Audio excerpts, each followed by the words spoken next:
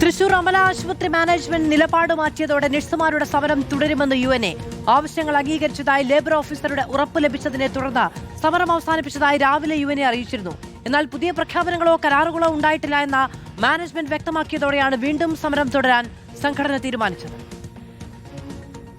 മാനേജ്മെന്റും ലേബർ ഓഫീസറുമായി നടത്തിയ ചർച്ച വിജയിച്ചതോടെ അമലയിലെ സമരം അവസാനിപ്പിക്കുന്നു എന്നാണ് UNA രാവിലെ അറിയിച്ചത്.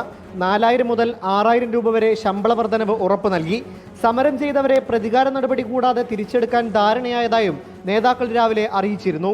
കൃത്യമായിട്ട് ഇത്ര മുതൽ ഇത്ര വരെയുള്ള വർധനവ് ഉണ്ട് എന്നുള്ളൊരു രേഖാമൂലമുള്ള കാര്യങ്ങളാണ് വേണ്ടത്.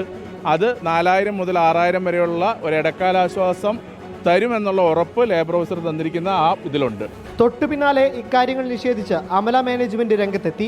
പുതുതായി ഒരു ചർച്ചയും നടന്നിട്ടില്ല. ഏപ്രിൽ 1 അംഗീകരിച്ച വർധനവ് ഇപ്പോൾ ഉയർത്തിക്കാണിച്ച് UNA സമരത്തിൽ നിന്ന് പിൻവാങ്ങിയതെന്ന് മാനേജ്മെന്റ്. സമരത്തിന് മുന്നിൽ സഭ വഴങ്ങിയിട്ടില്ലെന്നും ജോലിയിൽ പ്രവേശിക്കാൻ നഴ്സുമാർ നാടകം കളിക്കുകയാണെന്നും വിമർശനം. നമ്മളുടെ അവിടെ ഈ ദിവസങ്ങളിൽ ഒരു ചർച്ച നടത്തുകയോ തീരുമാനങ്ങൾ എടുക്കുകയോ ഓഫറുകൾ തരാമെന്ന് പറയുകയോ ചെയ്തിട്ടില്ല. ഏപ്രിൽ മാസത്തിൽ തന്നെ നമുക്കൊരു ഇൻക്രിമെൻ്റ് ഉണ്ടാവും എന്നുള്ളത് ഞാൻ എല്ലാ നേതാക്കന്മാരോടും സംസാരിച്ചിട്ടുണ്ട്. അതിൻ്റെ അടിസ്ഥാനത്തിൽ ഏപ്രിൽ മാസത്തിൽ എല്ലാ സ്റ്റാഫിനും ഒരു ഇൻക്രിമെൻ്റ് നടത്തിയിട്ടുണ്ട്.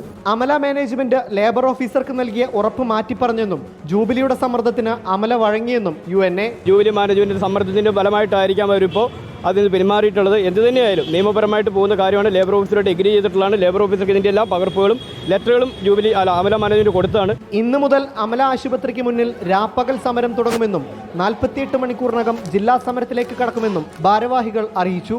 റിപ്പോർട്ടർ, തൃശൂർ.